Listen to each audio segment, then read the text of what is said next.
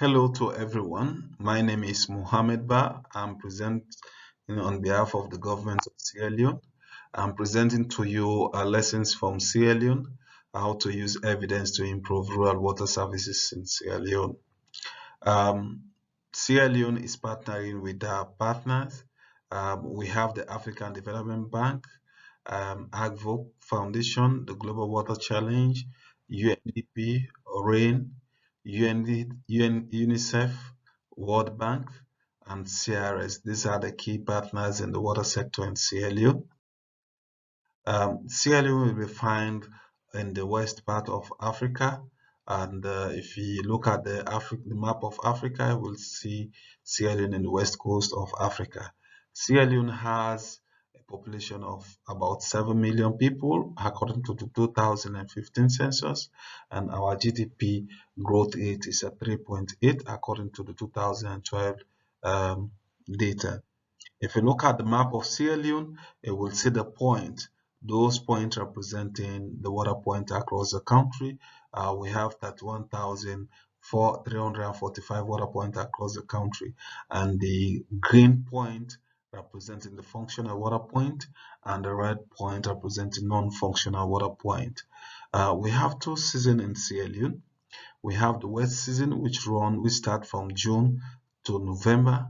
We have the dry season, which starts from December to May. These are the two seasons we have in Sierra Leone. The water coverage across the country. In 2000, Sierra Leone has a national coverage of 48% access to water supply, and disaggregate that data to urban and rural. To urban, we're at 66% and the rural at 24%. In 2018, the national coverage is 60%, and we disaggregate that data, urban at 72% and rural at 42%. So in 18 years, we make a progress of 12%. So we put that data into graph, and we look at where we are from 2000 to 2030. So if we go as business as usual, will be around 70 to 72% coverage. So will not achieve the SDG. So we need, and our desired goal growth is to achieve the SDG. So what do we need? We need to accelerate our effort. We need to change our way of behavior. We need to develop policies. We need to review our act. We need to set up institutions. We need to make the enabling environment. We need to mobilize resources to work within the sector for us to achieve the SDG. That's why we are working with our partners strongly for us to support the sector, mobilize and playing advocacy to the central government to increase the budget in the water sector for us to achieve the SDG. Our milestones from 2010 to 2020, 10 years, what we have done as a WASH within the M&E. We develop a national WASH policy. We do a first round of water point, and we establish the M&E system, the WASH Salone M&E system, and we do the second inventory, and also we work with WPDx. We launch the digital monitoring tools, and we train staffs, monitoring officers, and NGOs in terms of data sharing with WPDx. So in 2010, we formulated the policy, and the policy advocate recommended that the Ministry of Water Resources should be separated from the Ministry of Energy and Water Resources. So, and also the government of Sierra Leone should focus on a country-led monitoring system, a web-based monitoring system, and also set up of a guidelines in terms of construction and rehabilitation for rural water point, and also do an inventory of water point. So in 2012, we conducted the first round of water point mapping supported by our partner, where in 28,500 water points were collected. And those water points, we are focused more on the number of water points, seasonality, functionality, and district coverage. And we did not collaborate with another stakeholders across in the country during this exercise. It's more or less Ministry of Energy and Water Resources by then. So the data was not publicly available and it was not publicly accepted by stakeholders because people look at it as a Ministry of Energy and Water Resources driven things. So the data was not utilized within the stakeholders. So we in 2013 we started the process as we had a new ministry. His Excellency separated the Ministry of Energy and Water Resources. By then, in 2013, we had a Ministry of Water Resources standalone ministry. So a standalone ministry spearhead the process of water supply and also should take a lead in coordinating the WASH sector, as the WASH sector lies into four ministries across in the country. We have the Ministry of Health and Sanitation, which they are doing sanitation and hygiene component, and you can't do a water supply without sanitation, and you can't do sanitation without water supply. These are two married couples, so one cannot go without the other. So we sign an MOU with them, and also the Minister of Education and Science and Technology, Minister of Health and Minister of Education, Science and Technology. They are doing WASH in schools.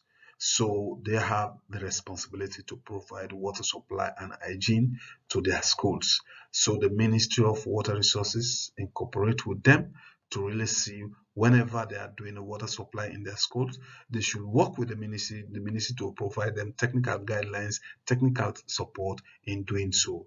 And also to the local councils. The local councils, these are devolved function to the rural water supply is a devolved function to the councils. So the council responsible to provide water supply to the local communities, and the ministry provided staff to the local council to provide them technical backstopping in terms of their construction or the habitation of water points, and also in the process of developing their work plan. So in moving forward, we sign an MOU, and this MOU moving forward to have a single M&E system. The single M&E system be cut across within the four ministries is one M&E system. So that's why we call it one WASH Salone M&E. So we look at the four ministries, we look at the roles and responsibilities of the four ministries, we define the roles and responsibilities of each stakeholders, and we also look at what we need to measure. In doing so, we develop our indicators. We formulate our indicators. We look at the SDG indicators. We look at MDG by then, and we also look at national document.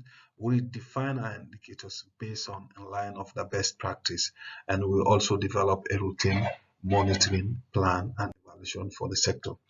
So in 2014, we had Ebola, and 2015, we had Ebola. But at the end of 2015, WHO declared the country Ebola free.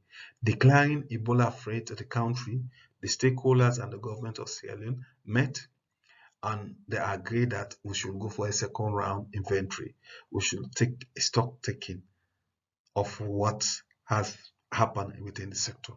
So what do we need to do in addressing the 2012 challenges, 2012 issues?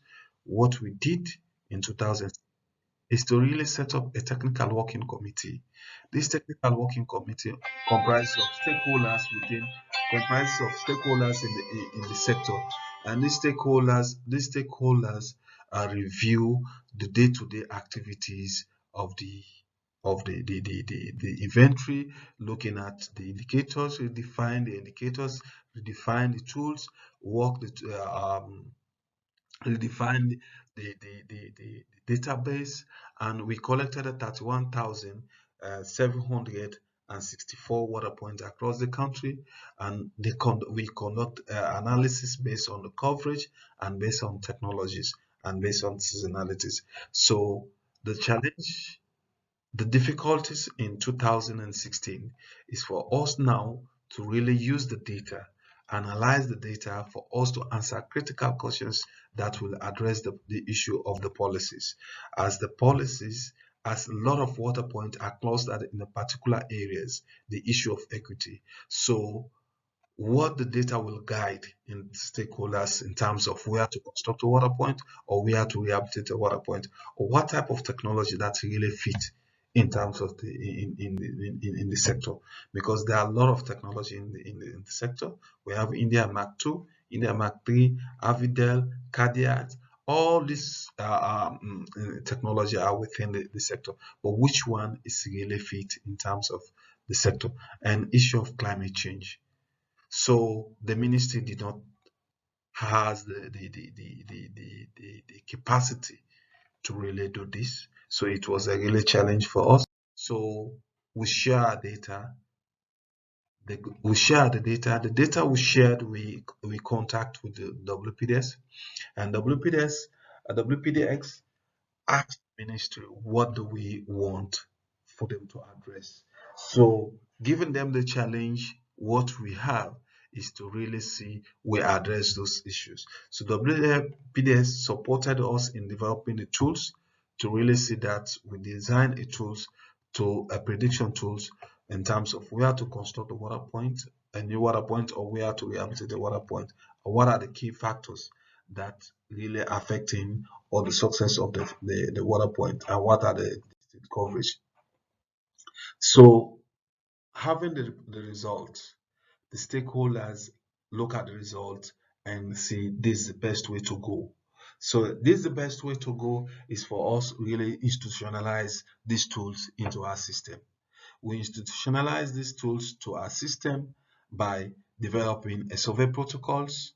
We share the data. Is for us to agree also to share the data to WPDx. So we also train peoples in terms of using WPDx, and we integrate WPDx into the district plan, because the district plans, these are people responsible to really plan at district level. So a policy directed from the Ministry of Water Resources to make sure that any district or any an NGO want to rehabilitate a water point or want to construct a water point, that data should be driven from WPDx side. So that was a policy. And moving forward, we train NGOs and mapping officers in terms of data sharing and in terms of developing a work plan using WPDx. So this so far what we have been doing. And WPDx um, using these standard guidelines for them to compile and analyze some of these key steps for making decisions. So now, this government of Sierra Leone is organizing an annual WASH conference. We are using this WPDx in terms of planning, giving a directive where the sector is going, because this gives informative to the stakeholders during the annual work or annual WASH conference. So the status of M&E in Sierra Leone, we have staff across the country, both from the Ministry of Water Resources and the Ministry of Energy, Ministry of Health and Sanitation.